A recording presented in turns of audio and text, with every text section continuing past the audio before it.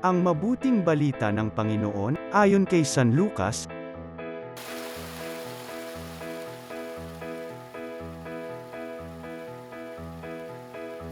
nang ika-6 na buwan na ng pagdadalantao ni Elizabeth, ang Anghel Gabriel ay sinugo ng Diyos sa Nazareth, Galilea, sa isang dalaga na ang pangalay Maria. Siya'y nakatakdang ikasal kay Jose, isang lalaki buhat sa lipi ni Haring David.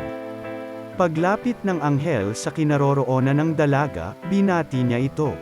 "Matuwa ka, ikaw ay kalugod-lugod sa Diyos," wika niya.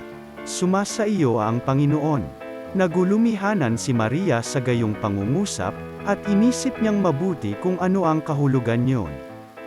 Kaya't sinabi sa kanya ng anghel, "Huwag kang matakot, Maria, sapagkat kinalulugdan ka ng Diyos. Makinig ka, ikaw ay maglilihi at mangganganak ng isang lalaki, at siya'y tatawagin mong Jesus. Magiging dakila siya, at tatawaging anak ng kataas-taasan. Ibibigay sa kanya ng Panginoong Diyos ang trono ng kanyang amang si David.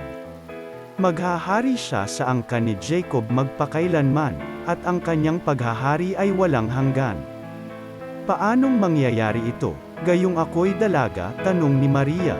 Sumagot ang anghel, "Bababa sa iyo ang Espiritu Santo, at lililiman ka ng kapangyarihan ng kataas-taasan. Kaya't banal ang ipanganganak mo at tatawaging anak ng Diyos.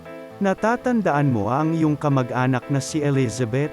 Alam ng lahat na siya'y baog, ngunit nagalihi siya sa kabila ng kanyang katandaan. At ngayoy ika-6 na buwan na ng kanyang pagdadalantao sapagkat walang hindi mapangyayari ang Diyos." Sumagot si Maria, "Ako'y alipin ng Panginoon. Mangyari sa akin ang iyong sinabi." At nilisan siya ng anghel. Ang mabuting balita ng Panginoon.